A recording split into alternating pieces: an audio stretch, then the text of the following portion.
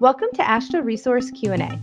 We're taking time to discuss construction materials testing and inspection with people in the know, from exploring testing problems and solutions to laboratory best practices and quality management. We're covering topics important to you. Appreciate you all joining me today. My name is Brian Johnson. We're going to be going over mastering laboratory management. This is going to be a panel discussion, and I will go over the rules next. So I've got 4 panelists today. They're going to talk about different aspects of laboratory management. Even though this is called Mastering Laboratory Management, I want everybody to understand that none of us, none of the panelists, and well, actually I'm speaking for them right now, but I think they would agree with this, think that they are the master of laboratory management.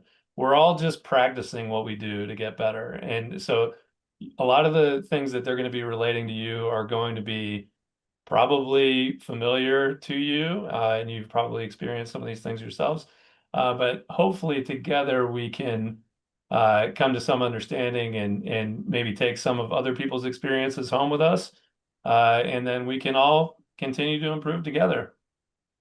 So they're going to be sharing their experiences, and you are going to be sharing some of your experiences, but also asking questions. And this will be actually very similar to the podcast. We talked about the podcast, and I thought about it earlier if we should just start it like the podcast and then just have it out there. But we'll see. We'll see how it goes. Maybe it'll happen. It might happen. It might happen. Yeah, we have been known to reuse material. You don't get over 150 episodes without reusing some material, but that's okay. All right, so here's our panelists. We've got Zack McKay. He's a laboratory operations manager from Blankenship Asphalt Tech and Training. He is from Richmond. Well, he is in Richmond, Kentucky, by way of Mississauga, Ontario, I believe. Is that right, Zack? Close, Brand. Close. All right, close. Next, we've got Joe Kerstetter. He's from Tennessee DOT, that is in Nashville. He's the laboratory process control team lead. Then we've got Kishore Kotha, principal from ECS in Chantilly, Virginia. And finally, we have Seth Winters, laboratory manager / QMS internal auditor from Terracon in Cheyenne, Wyoming. So these panelists all have different roles and different experience that they can share with you today. And I wanted to ask you guys, well, we'll get into this. So we have different topics of laboratory management that we're going to cover. And each one of the panelists is going to address some of these things. And then the other panelists can chime in, or you can chime in as an attendee or ask some follow-up questions. So Zack is going to talk first about material sample handling and preparation. Take it away, Zack. All right. Thanks, Brian. So a little quick bit about my background. I've got about 15 years of experience in laboratory testing, working at the Asphalt Institute, and now as laboratory operations manager with the BAT Lab. And over the years, sampling and how we manage those samples is extremely critical. One, to make sure that we have good representation of the material that we're actually testing, because without that foundation of a good representative sample, all your results hinge on getting a representative sample. So we want to make sure that, obviously, when we grab a sample from a stockpile or grab it from the back of the truck, in asphalt, we deal typically with, hot materials. So we're always cognizant about safety as well. But when we're grabbing those samples, we want to make sure that we avoid, any areas of segregation, that we're sampling from a good portion or a good part of the mix or aggregate sample as we're sampling. So that is some of the critical things, when we are trying to get a representative sample. And of course, we're always trying to follow the most current and up-to-date procedures when it comes to that process, whether that's through the ASTM or AASHTO standards. and making sure that our personnel is also adequately trained and prepared for grabbing those samples, and whether it's taking it from the field or taking it from even in our own laboratory process, how we handle those samples is very important, because any influence in those samples can change those test results. Another critical item that we like to adhere to is making sure we have a proper chain of custody when we're sampling. Sort of the 5 W's: who, what, when, where, and why. Why we're, who's grabbing the sample, what are they grabbing a sample from, what is that material? When, time of day, because as you move through those materials, the materials are going to change from whether you're sampling at the quarry, from ledge to ledge, from stockpile to stockpile, those kinds of things. And then where, are you sampling it from the roadway? Are you sampling it from back with the paver? Or are you sampling at the terminal? Wherever those sampling locations, it's always important to know that good documentation. And then why? Why is your purpose? Is it for forensic analysis? We do a lot of forensic testing where pavements have failed, and we have to understand why we're seeing failures. And so having some of that reasoning behind it is good way of making sure that the next person to handle that sample is well informed. Yeah. Now, Zach, do you have any tips? I mean, when you have a lot of samples going on in your lab, how do you keep them organized? Because there might be ones that are, let's say at an asphalt mixture lab, you might have ones that are spread out. You may have ones that are in containers in the oven heating up. You may have ones that are in between.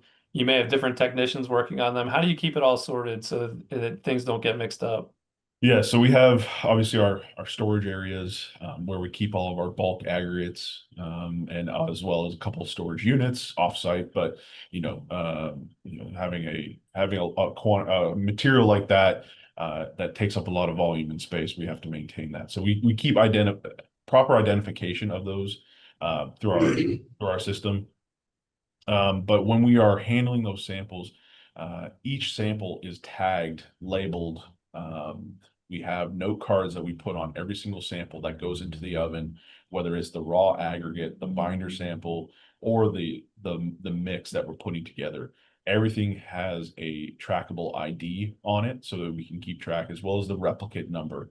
And then that all filters back to our quality, or our management system to handle those samples. So everything is ID'd that is in the lab whenever we're testing samples. And that ID tracks back to the project, and that way we're not losing samples throughout the process. Okay. All right. Well, Zach, thank you very much. We're going to move on to Joesph.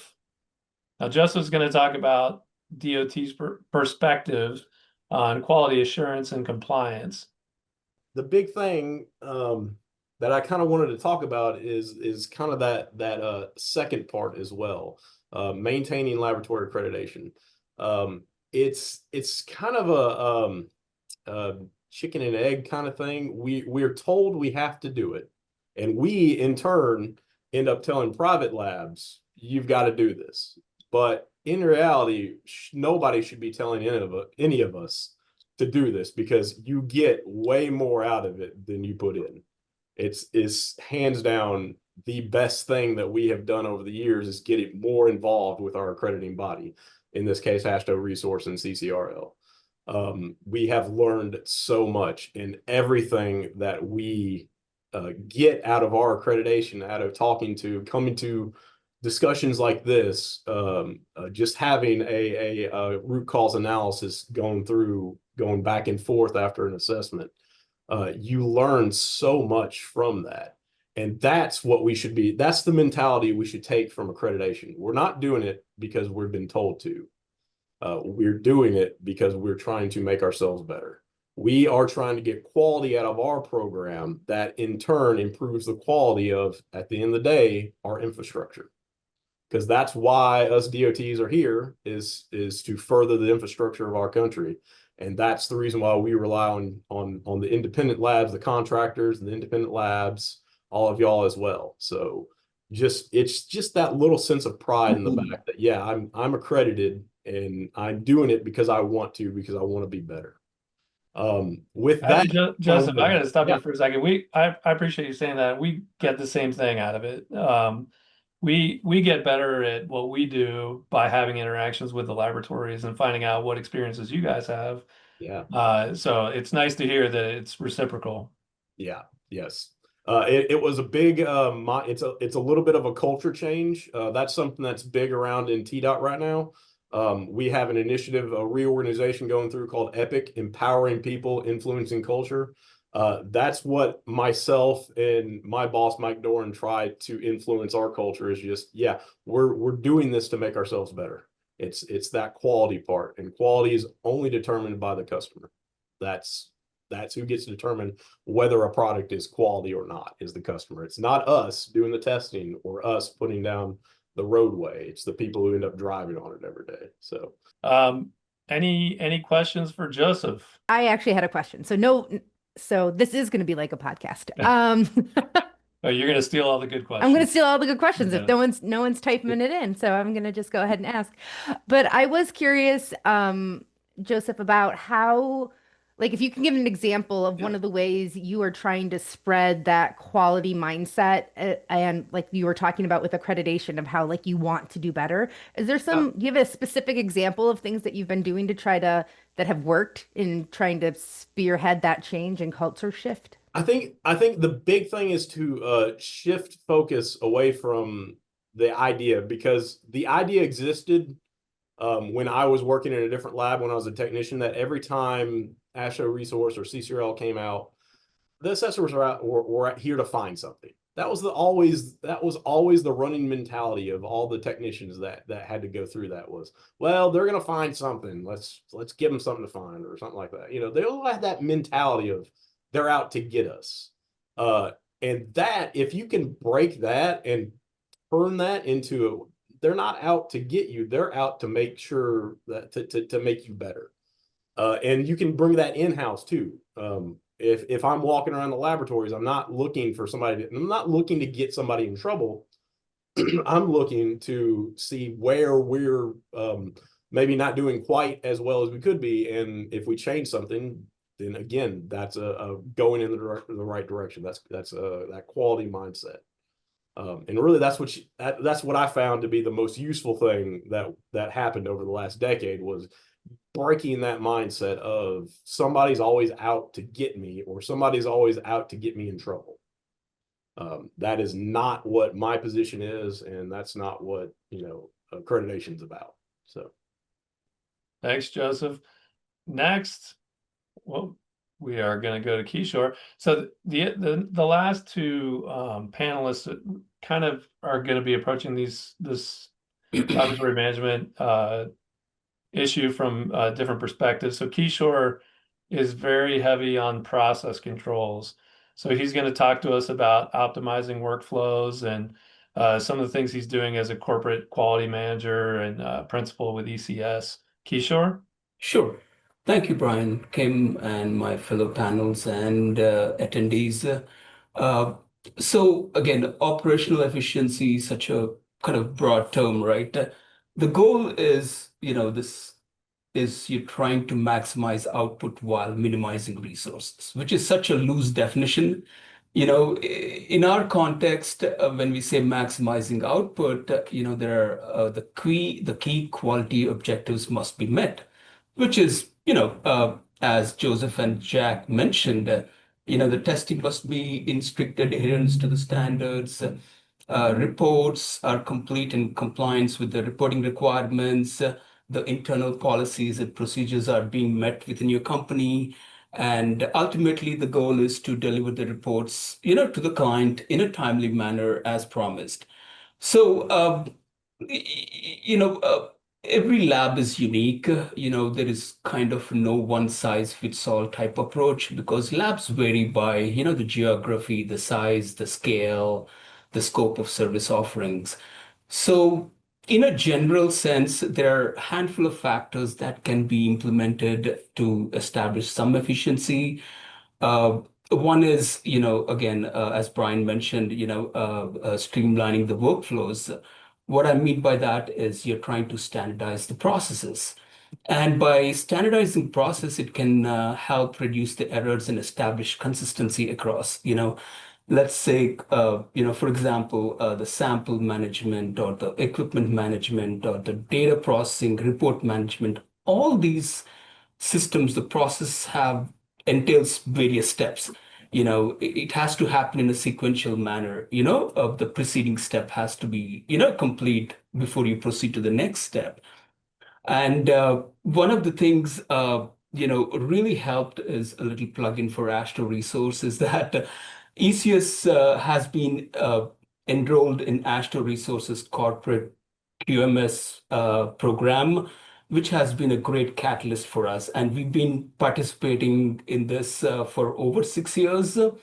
And that has been, like a top-down approach where we were able to establish policies and procedures because our company is growing and there's a lot of offices throughout the whole country. By standardizing those processes, policies, and procedures, we were able to really establish again consistency, which there is improvements, but we're not there yet. So some of the things what we try to do in our corporate QA team is to to standardize templates for the reports, the equipment calibration forms, building systems to enhance the productivity. It has been a great help. We've been making some great progress. So if there are any firms out there, I strongly do encourage to participate in AASHTO Resources QMS, corporate QMS program. Well, thank you so much, Kishore, for sharing your experience. And Thank it you. was insightful despite what you think. Next, so we talked about operational efficiency. We're going to get into some of the personnel management here with Seth Winter. So Seth, please talk to us about leadership and staff development. Absolutely. I'm the type, I'm going to go bullet by bullet, and that's how I like things organized. I No don't problem. free range all over the place. I would say that in the beginning, it does come down to recruiting because you do need the staff to do the job, and you need the staff before you determine who is the quality staff. From recruiting for the lab, and I'm just going to say this from my experience being in the lab, from all the other places I've worked, there is never more a melange of individual personality types, skill sets, and attitudes that vary so much, but come together for one specific goal, whether it's quality based, which you hope it is, or strictly free market business based. Either way, there's seldom two like personalities in a lab, is one thing I've noticed between this and auditing our other offices. I typically find that with recruiting, it's kind of a 3-tier type of approach. Direct recruiting by putting the job out there and seeing if you're going to cast a wide net to get someone in. Kind of the second one would be kind of gauging the skill sets of individuals we've hired for, say, something else, primarily field. And the third is just dumb luck. I have some guys working in my lab right now that were field guys, and for a number of situations and circumstances, they ended up being participants in the lab with me before I was their manager. We worked alongside, and I was fortunate and got lucky because each one of those individuals that came in from that aspect of it brought a very unique skill set into the lab that benefited the whole. So as it currently stands, I've got 3 full-time staff members. 2 of those were intakes from our field division due to circumstance. One was a direct recruit. We stole him as a QC manager from one of our primary suppliers. I'm not sure how they feel about us now, but it is what it is. It's all fair. So for me, recruiting, that is the big one. Is the methods of recruiting for the lab vary as much as the type of people you have in the lab. Just because it's not a one-size-fits-all in any way, shape, or form when it comes to lab operations. As far as training and skill development, what I first like to see anyone coming in that has no experience is starting them out on the basics, developing their acumen, their attention to detail, and then exposing them to greater and greater and greater things. I am of the opinion that regardless of your staff size, I would rather have 4 guys trained in everything, that redundancy, 2 is 1, 1 is none, than have 1 guy at the top with everything, 1 guy below, that's just a little less, and then 2 guys that have the bare minimum. Unfortunately for me, my guys, they're always eager to learn more and more and more. And developing that skill set isn't just about teaching newer and newer things. It's also identifying the skill sets they had before, like let's say they came from another lab or a producer or something in quality control. You see how they're doing things, and you either praise how they've been doing it, or you notice subtle intricacies in how they're doing it that might fall outside of what the test procedure should be, and not being afraid to speak up to that. For someone that has no experience whatsoever, it's developing their mindset and skill level while also eliminating their personal prejudices.